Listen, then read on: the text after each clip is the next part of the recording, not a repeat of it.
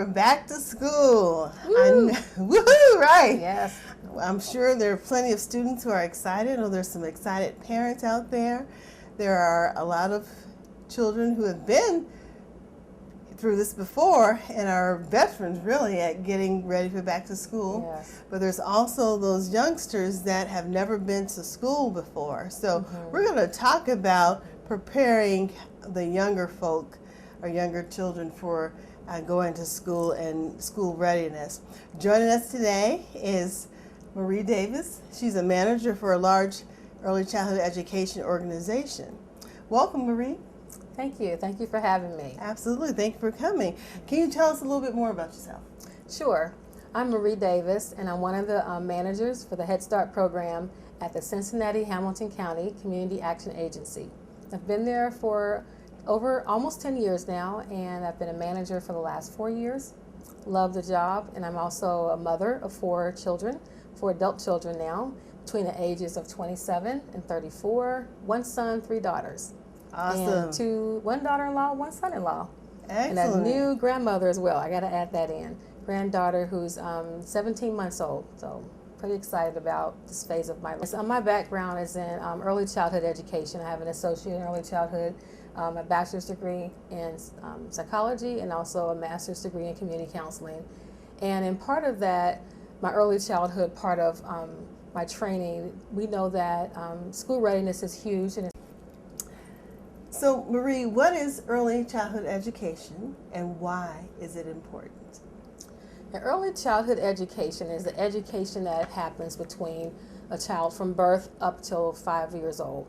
And there's lots of research that show that during that time, the brain, and I'm not a brain scientist, but there are lots of research out there that shows that the brain has the most brain growth and development during those ages of birth to 5. And we feel that in our early childhood program that it's the best time to use to mold the child to help build a better foundation for learning. And we also believe that those experiences that they have and the intentional experiences help to shape them. And also it's almost like building a highway. The more lanes that you have on a highway, the faster and the more cars that can travel, the more information can go. And so we really want to use that foundational time to establish that and to build it. And I'm the queen of analogies, and I talk a lot about in word pictures. And I look at it like cement. When you have wet cement, you can make a better impression on that cement. You can leave your mark on it. But when the cement dries, it's hard to put an impression. You'd have to get a jackhammer to do it. So we look at early childhood education as an opportunity to make an impression on those children and help to form those years. And the importance of it, again, is to use that time to mold and to build again, and to build like a house. You have a great foundation, you can go high with the house, but if the foundation is poor or it's not fully developed, it's hard to build a high rise on a bad foundation. So that was an excellent analogy. And what is school readiness? So school readiness is what we use to prepare children and for school, to get them ready for learning, and to not just for kindergarten or elementary school, but for lifelong learning. So we use those opportunities again within the early childhood education or early childhood program to build on that and to use. We have certain goals and certain domains that we look at that we want to build on. We look at our social emotional development in children, and that their social skills are very important to their school readiness and them being ready for kindergarten and beyond. So we really believe that during those foundational years of 0 to 5, we can use that time to work with children in the classroom and also in the home with taking turns with their neighbor, sharing, being able to line up, being able to have self-regulation skills where they're able to control themselves, they're able to speak out and have the initiative to get their needs met. So those are just one of the domains. Another important domain would be language and literacy.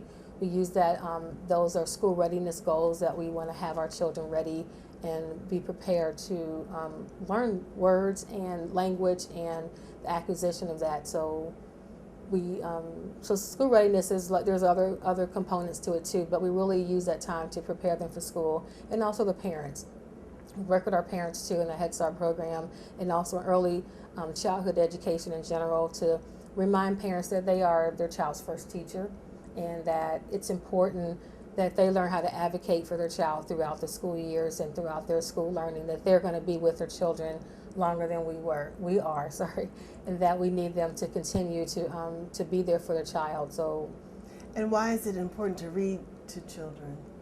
Back to that literacy again, the whole learning to read.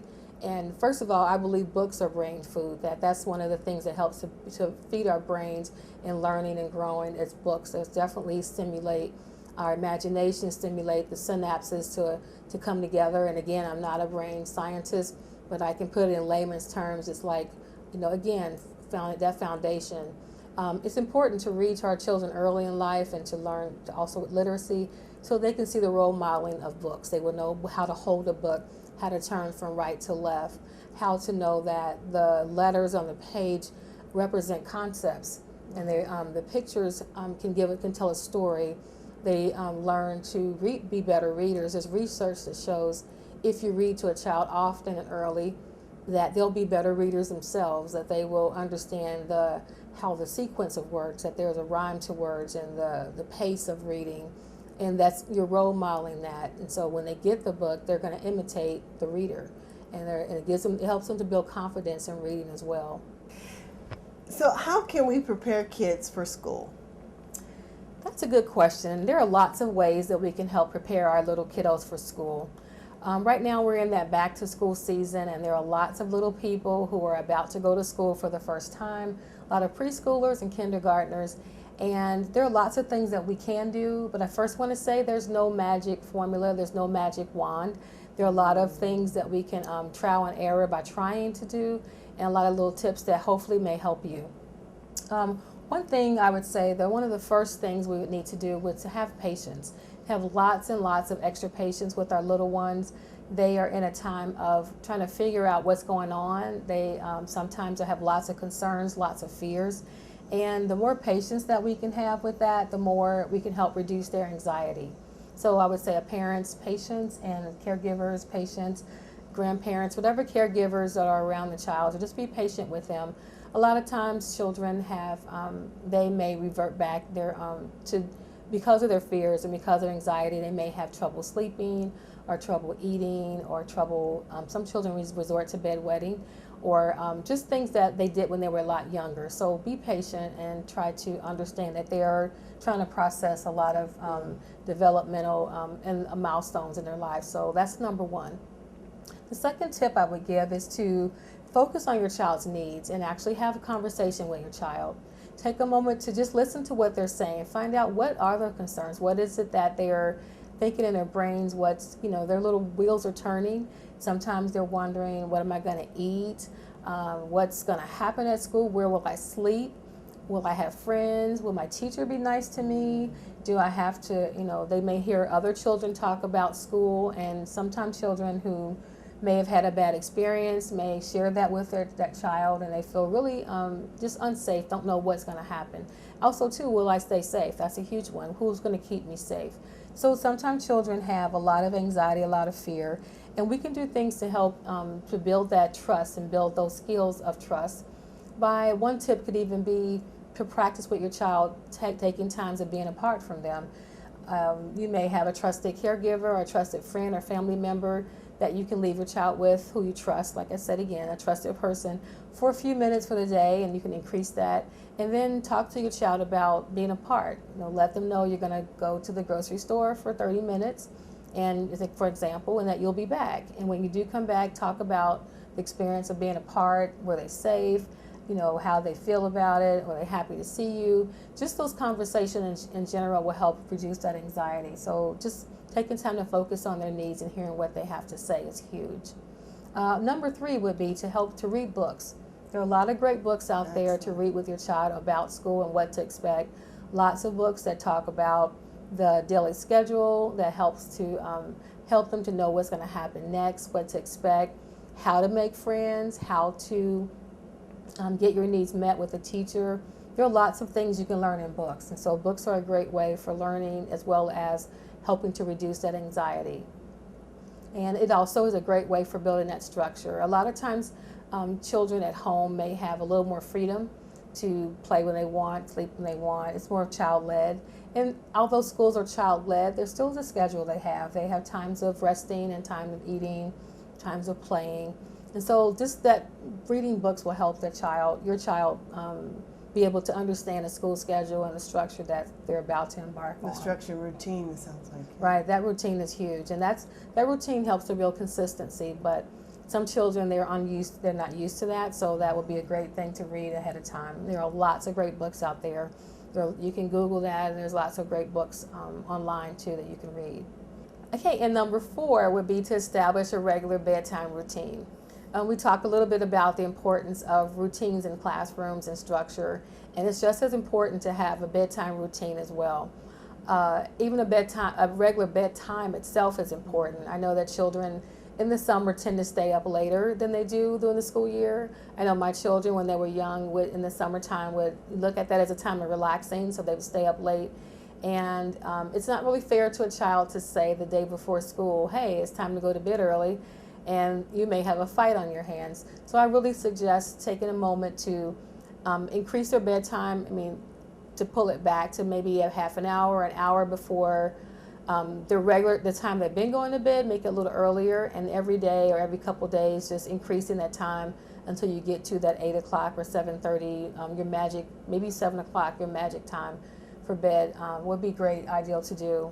And also just to fix their bedtime, to move that time up. Now, of course, that means the parents are on a routine too. So that's Yes. good too for parents as well. It's that discipline for parents too. That's not always the easiest for us to also be disciplined to put the children to bed and to follow a bedtime routine. I know we talked about routines, like I said, in the classroom, and also just having that bedtime, whether it's brushing your teeth or reading a book before you go to bed at night, or saying your prayers, or using the bathroom. Whatever routine you want to establish with your child is definitely important. I would also say picture schedules are great for that too, for children as well. Number 5, moving on, the fifth tip I would say would be to practice those preschool skills at home before they go to school. To be able to take time to pick up your toys and help them with that, even singing the song, playing up everybody everywhere. Those kind of little songs are helpful to help children to motivate to put toys away. Also taking time to help them with putting on their coat and taking off their coat is definitely a great self-help skill they could actually learn. There's also time of practicing listening. Listening skills are huge in class. A lot of times children miss what's going on and they're not listening.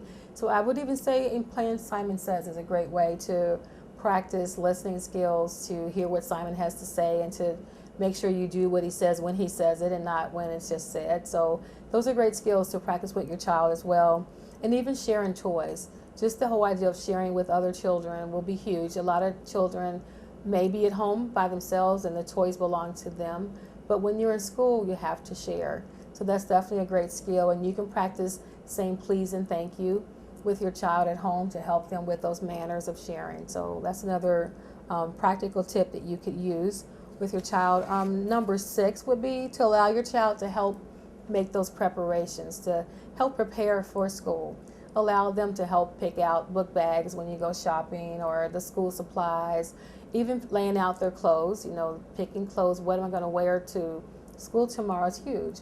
Children don't have a lot of control on a lot of things they do. They can't drive. They don't go grocery shopping. They don't even buy their own clothes. So whenever you can give them a chance to actually practice choosing and being a part and having some control will help with that whole compliance. And that helps them to have a vested interest as well. Yes, for sure. When they feel like they're a part of it and they feel like they have some ownership, you get a lot better response from your child. And adults are the same way. When we're able to put our input in, we have a lot, better response with the project. So allow your child to make some decisions, and again, limit those choices to 2 or 3 things they can choose from, things that you approve of ahead of time. That's really important, because they may pick that bathing suit that you don't like, and if you don't have that as one of the choices, they'll say, you said I could choose whatever. So you may want to watch that. I would also recommend visiting the classroom. It's another way to prepare. If you get a chance to see the classroom ahead of time, or see pictures of the classroom, or talk to the teacher ahead of time, that will definitely help to reduce anxiety. A lot of times children get a chance to transition into school, and if your school does that, they get a chance to come to school a few days before and stay maybe half an hour to an hour, and it increases every day until school starts. That's also another great way to be prepared for school and help to and it helps to take some of the mystery out. Yes, to reduce that mystery. That's another thing of wondering what's going to happen and what's it like. So that helps your child to be prepared. And I would say the last way would be, number 7 would be to take a piece of home with you.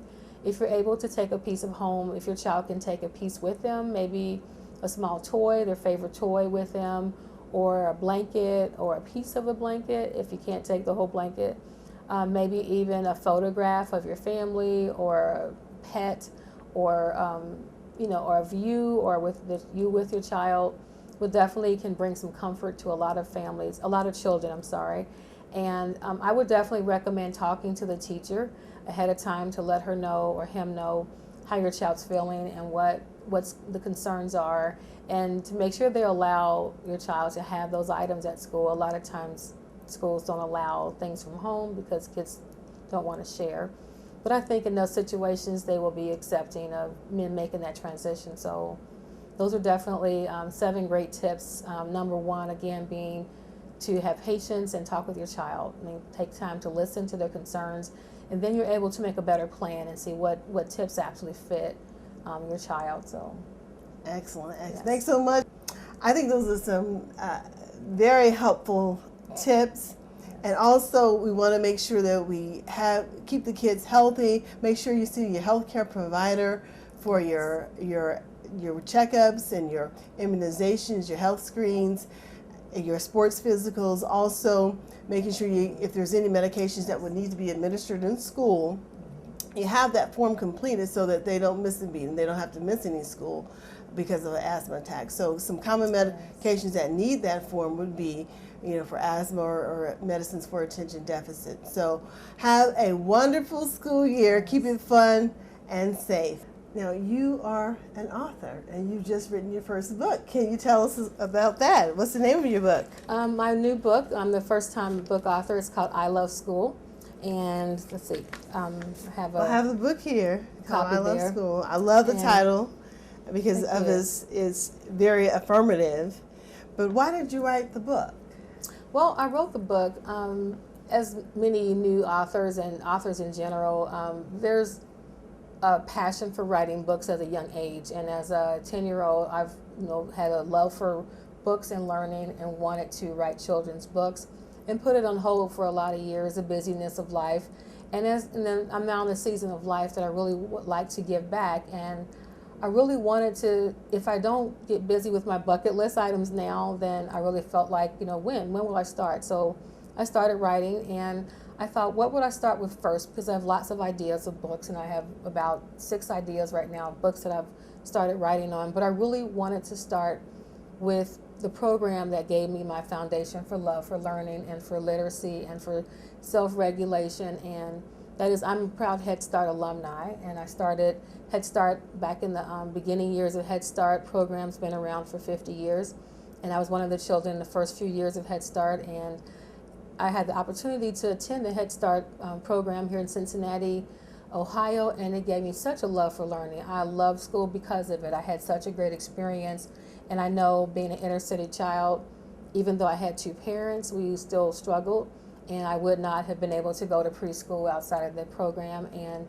so within that, I wanted to give back to the program. I wanted to start my writing with my first love for learning, love for school.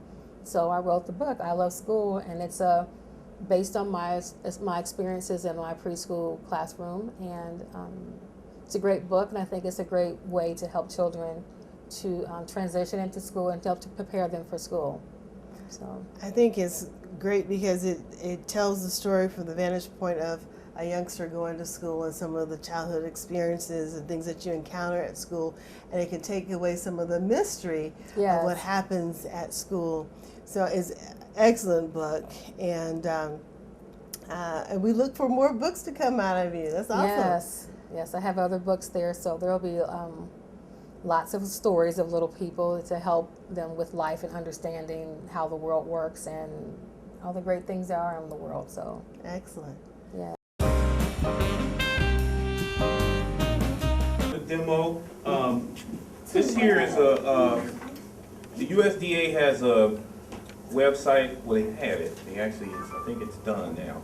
But it was called My Plate, and My Plate is suggestions of the portion control, what a plate should look like when you sit down and eat. Of course, me personally, no two people are the same. Try putting this plate out, portion control, to a 6'6", 380-pound football player. He's gonna look at you like you're 40 karat great. But it's suggested, it is a good suggestion. I mean, it's a lot of people that put their heart and soul in this, a lot of data and a lot of information. Everyday average people, I would follow this. And I think it's nice. So that's the reason I just brought these out. One of the things, again, you got the lettuce. One of the things I want to talk about was this. This is a flavor enhancer. It's made by Bragg's too, the same people who make the apple cider vinegar with the mother. It's what it's called is a liquid aminos. Liquid aminos. Aminos, first of all, are a set of chain block macronutrients that make up protein. But this right here is just more or less a flavor enhancer. I found it because I wanted to find a healthy substitute for soy sauce. And I put it on almost anything. Anytime I want that savory, kind of salty, whatever, I'll reach for this more than I would. I bounce back and forth between that and maybe a sea salt or something. Here I have, I'm real big into like the blends. And this is a blend of sea salt, peppercorns, and red pepper flakes. And might be using this today. It's kind of coarse, it's kind of coarse. I like it coarse because you don't have to put that much into whatever you're making, and then it kind of dissolves and spread out, especially if it's something like maybe thick cuts of meat, you know, steaks and thick pieces of chicken, and you season it the day before, put it in the refrigerator, come back, that seasoning has went down through there, and you know, because I've learned over the years as a personal chef, a lot of times I might make a meal plan for you today, but if I go buy the chicken today and cook it today and sell it to you, it don't taste as good as if I season it with this, you know, Thursday, and then I sell you the meals today. So we do a lot of what we call a seasoning beforehand, marinate. Put together what I like, and I put together what's good for me. So here we go with some blueberries. It's real simple. Out the door, a lot of times you can use this as a meal replacement. You don't have to eat 4 meals a day. You don't have to eat 5. You can eat 3 and mix 2. So we got some strawberries. Just gonna drop them in there.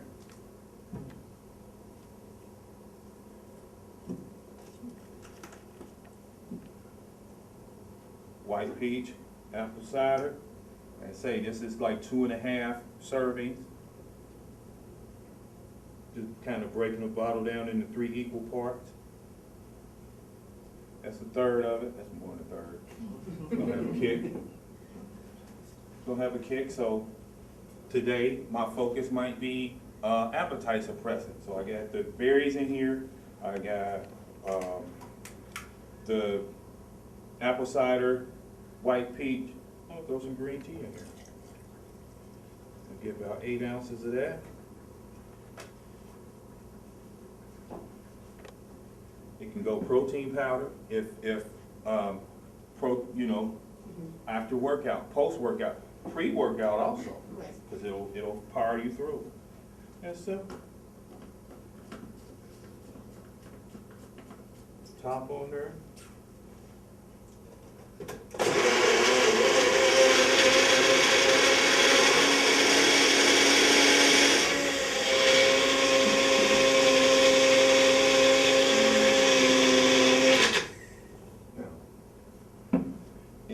If I'm in a rush, I'm drinking this right now. If I'm using this as a post-workout, I'm putting it in the refrigerator. But also, again, it's food, so we have all type of ideas. Now, if it's in the summer And I'm realizing at some point, I keep going to work out, I walk in this house, and I'm on fire when I walk in the house. I would just pour this in some ice trays and put it in the freezer. So I got flavored ice cubes. I got healthy flavored ice cubes.